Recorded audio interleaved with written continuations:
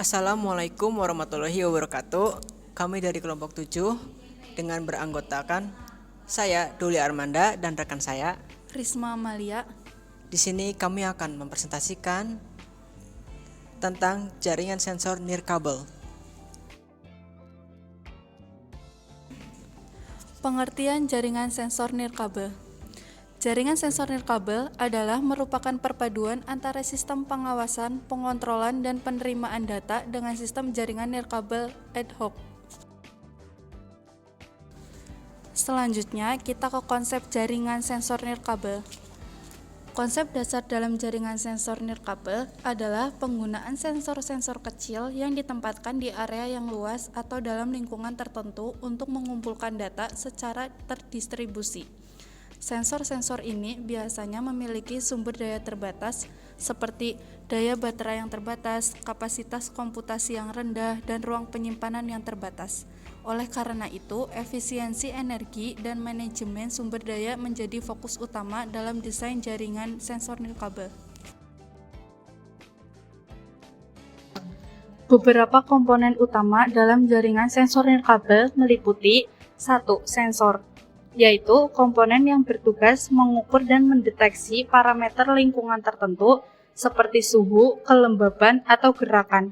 Sensor-sensor ini biasanya terhubung ke node sensor. 2. Node sensor, yaitu merupakan unit pemrosesan utama dalam jaringan sensor nirkabel.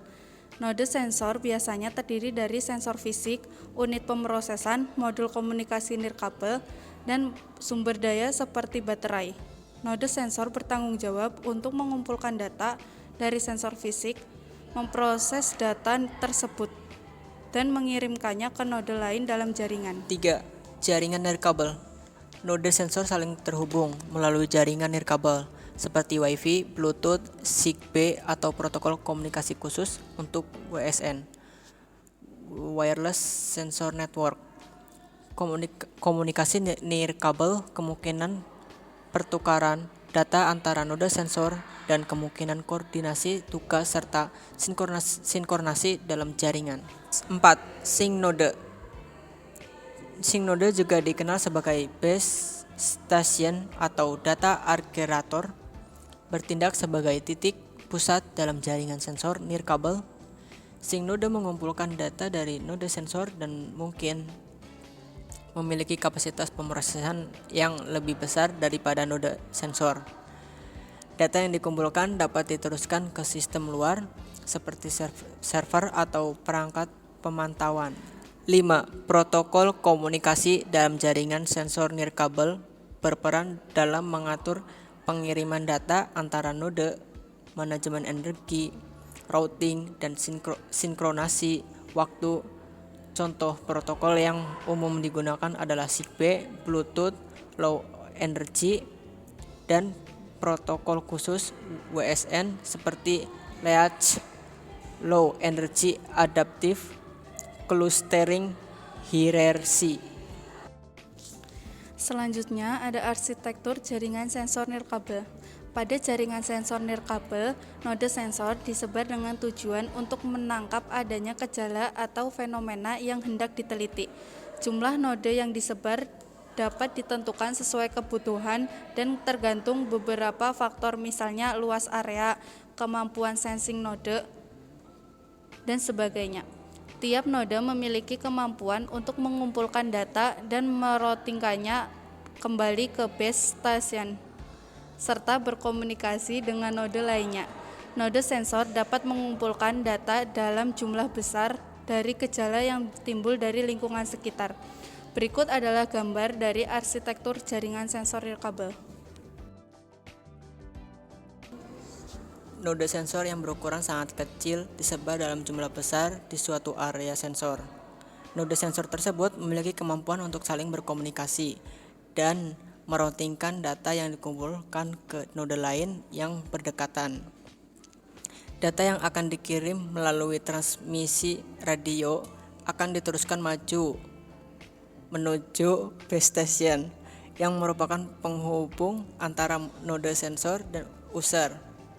Informasi tersebut dapat diakses melalui berbagai platform seperti koneksi internet atau satelit sehingga memungkinkan user untuk dapat mengakses secara real time melalui remote server.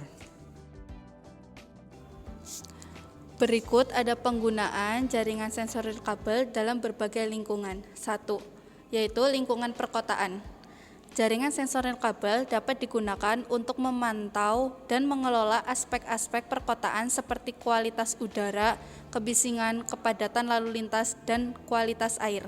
Sensor-sensor yang dipasang di sekitar kota dapat memberikan informasi penting untuk pengambilan keputusan dan perencanaan perkotaan yang lebih baik. 2. Ada pertanian. Dalam pertanian, jaringan sensor nirkabel dapat digunakan untuk pemantauan tanah, kelembaban, suhu, kualitas air, dan kebutuhan nutrisi tanaman. Hal ini memungkinkan petani untuk mengoptimalkan irigasi, mengurangi penggunaan pestisida, dan meningkatkan efisiensi pertanian secara keseluruhan. 3. Pemantauan lingkungan laut. Jaringan sensor nirkabel dapat digunakan untuk pemantauan lingkungan laut termasuk pemantauan kualitas air, tingkat pencemaran, suhu laut, dan perubahan iklim. Ini membantu dalam pemantauan dan pengelolaan ekosistem laut serta deteksi dini potensi bencana alam seperti tsunami atau polusi minyak. 4. Ada manajemen energi. Jaringan sensor nirkabel dapat digunakan dalam manajemen energi untuk memantau dan mengoptimalkan penggunaan energi dalam bangunan atau jaringan distribusi energi. Sensor-sensor yang terpasang dalam pengumpulan data tentang konsumsi energi, kualitas daya, dan kondisi peralatan untuk membantu dalam menghemat energi dan pemeliharaan yang lebih baik. Pemantauan kesehatan. Jaringan sensor nirkabel dapat digunakan dalam pemantauan kesehatan untuk mengumpulkan data medis seperti denyut jantung, tekanan darah, kadar oksigen dalam darah, atau aktivitas fisik. Sensor-sensor yang terintegrasi dengan perangkat wearable dapat memberikan pemantauan terus-menerus dan mendukung diagnosis, pengobatan, dan manajemen penyakit. Pemantauan struktur bangunan. Jaringan sensor nirkabel dapat digunakan untuk pemantauan struktur bangunan seperti jembatan, gedung, atau bendungan. Sensor-sensor yang terpasang dapat mendeteksi keretakan, getaran, atau perubahan struktural lainnya yang mengindikasikan kelemahan atau kerusakan pada struktur tersebut. 7. Pemantauan hutan dan lingkungan alam.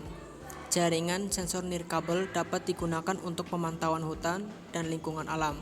Sensor-sensor yang dipasang di dalam hutan dapat memantau suhu, kelembapan, kepadatan tumbuhan, dan kebakaran hutan.